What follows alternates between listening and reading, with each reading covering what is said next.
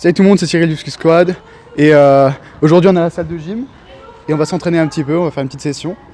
Et on va vous montrer comment faire un salto arrière sur le sol. Donc la première chose très importante, c'est de bien s'échauffer pour pas se faire mal. C'est la chose primordiale qu'il faut faire.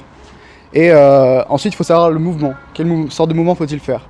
Pour le mouvement du salto arrière, c'est assez simple. Il suffit juste de vous accroupir en mettant vos bras en arrière. Ainsi vous pouvez prendre une bonne impulsion assez haute et puissante. Vous envoyez vos bras et votre tête en même temps. Et une fois que vous êtes à peu près à plat dans les airs, vous attrapez vos jambes et vous groupez. Ça va donner le reste de rotation qui manque. Ce qui est très important dans tous les saltos, c'est les yeux. Les yeux vont vous aider à aller dans la direction dans laquelle vous regardez. Donc c'est très important. La plupart des gens, quand ils commencent à faire des saltos arrière, ils tournent la tête sur le côté et du coup, leur rotation elle est vrillée et ils se plantent, ils se font mal.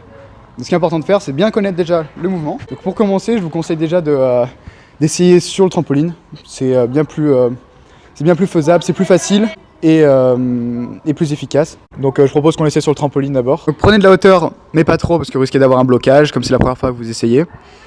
Ensuite, c'est important, utilisez vos bras. Si c'est la première fois que vous essayez, vos bras vont vraiment vous aider à faire la rotation. Donc utilisez vos bras.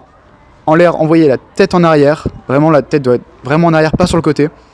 Et attrapez vos jambes. Cela va aider à pouvoir faire la rotation parfaitement. Une fois que vous êtes à l'aise avec la rotation sur le trampoline, vous pouvez maintenant essayer d'un rebord.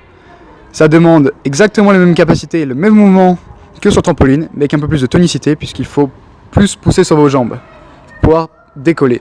Il faut bien partir en arrière, ne pas avoir peur, parce que si vous avez peur, vous allez tourner sur le côté et vous allez vous planter. Les types de rebords peuvent être une poutre, un cheval d'arçon, un muret, n'importe quoi qui donne de la hauteur.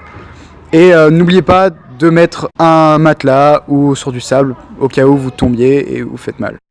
Une fois que vous maîtrisez toutes ces étapes, vous pouvez enfin essayer sur le sol. C'est la même chose, sauf que il faut vous envoyer vraiment en hauteur. À la différence du muret où on s'envoie en arrière pour éviter de se le prendre. Là, vous sautez en hauteur pour gagner un maximum de hauteur et vous mettez toute l'énergie que vous avez, vous mettez toute la vitesse. Ça demande beaucoup d'énergie au début, ça demande du travail, mais il faut s'entraîner jusqu'à ce que ça marche. C'est tout pour aujourd'hui, c'était le tuto back du Ski Squad et on vous dit au revoir pour une autre vidéo.